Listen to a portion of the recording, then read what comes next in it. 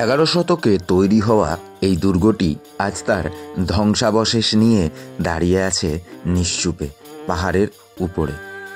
এই দুর্গটি হলো রানী দুর্গাবতী ফোর্ট, যা মদন মহল নামেও পরিচিত।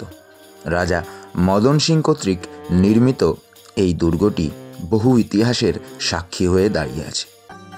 জব্বলপুরে রাজগণ্ড শাসকদের একটি আকর্ষণীয় স্থান বলা যায় এই রানী দুর্গাবতী ফোর্ট।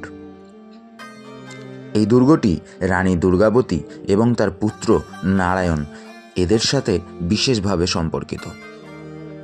শহরতলি থেকে দূরে পাহাড়ের চূড়ায় অবস্থিত এই স্থান, যা প্রথমে তৈরি হয় শুধুমাত্রই দুর্গ বা রানী রাজাদের জায়গা হিসাবে। পরবর্তীতে এই জায়গাটি ব্যবহৃত হতো পুরো রাজ্যের উপরে নজরদারি এবং কোনো রকম আক্রমণ থেকে নিজেদেরকে সুরক্ষিত করবার কাছে।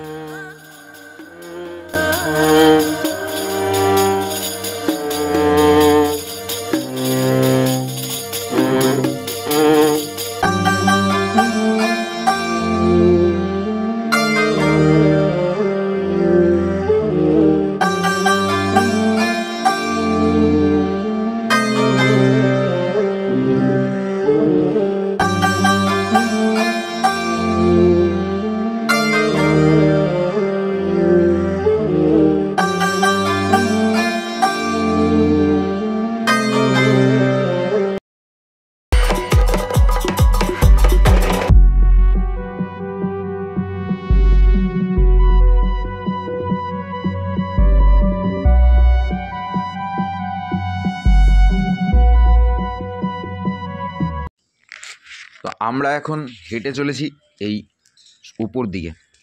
সত্যি বলতে মোটামুটি প্রায় 150-170টা সিঁড়ি ক্রস করে ফেলেছি। এখনও প্রায় 100 সিঁড়ি আমাদের এখন হেঁটে হেঁটে উপর দিকে যেতে হচ্ছে।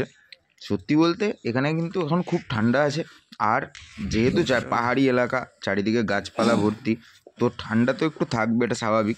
আর সিঁড়িগুলো দেখা যাচ্ছে, সিঁড়িগুলো আপনারা দেখতে পাচ্ছেন যে কতটা লং, বা এখন তো তাও ভালো, কিন্তু নিচ থেকে ওঠার সময় অনেক কিন্তু উঁচু উঁচু সিঁড়ি কিন্তু আমাদেরকে পেরোতে হবে।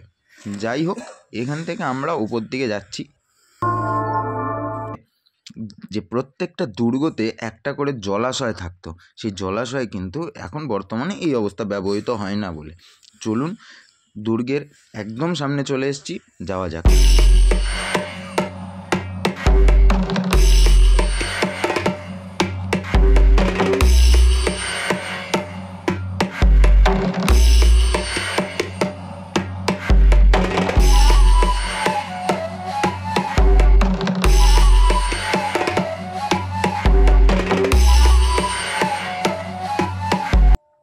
তো দীর্ঘ সিঁড়ি পেরিয়ে কিন্তু আমরা এই মুহূর্তে পাহাড়ের চূড়ায়, আর আমরা চলে এসেছি এই মুহূর্তে রানী দুর্গাবতী ফোর্টের ভিতরে। তো এ পাশ থেকেই দেখা শুরু করছি, ভিতরে প্রবেশ করব।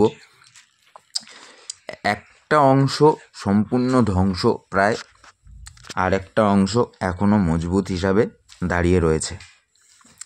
এই হলো কিছুটা অন্দরের অবস্থা। আর মূল যে দুর্গ, সেই দুর্গে বর্তমানে ঢুকতে দেওয়া হয় না। এখন আর মূল দুর্গের অন্দরে প্রবেশ করতে দেওয়া হয় না, কারণ যেহেতু পাহাড়ের চূড়ায় অবস্থিত, ফলে অনেকটা উঁচুতে, এবং সেখানে কিছু মানুষের কিছু প্রবণতা নাকি লক্ষ্য করা গেছে। সেই প্রবণতাগুলোর জন্যই কিন্তু বর্তমানে আর ঢুকতে দেওয়া হয় না। তবে বাইরে থেকে এর যে সৌন্দর্য বা এর যে ঐতিহ্য, তা কোনো অংশেই কম যায় না। অপূর্ব সুন্দর ধ্বংসাবশেষ নিয়ে দাঁড়িয়ে রয়েছে এই মদন মহল অথবা রানী দুর্গাবতী ফোর্ট।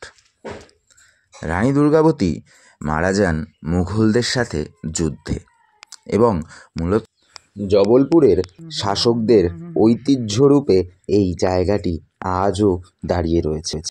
আজকের দিনে ইতিহাস হয়ে যাওয়া এই স্থানের ঐতিহ্য এবং তার যে প্রত্যেকটা ঘটনা তা হয়তো এই ধ্বংসাবশেষের সর্বত্র ছড়িয়ে ছিটিয়ে রয়েছে, তা বিদ্যমান, তা ভারতীয় ইতিহাসের এক অনন্য জায়গা হিসাবে আজও বিদ্যমান। চলুন এই সম্পূর্ণ দুর্গটি একবার ঘুরে দেখা যাক এই ক্যামেরার মাধ্যমে। চলুন দেখা যাক।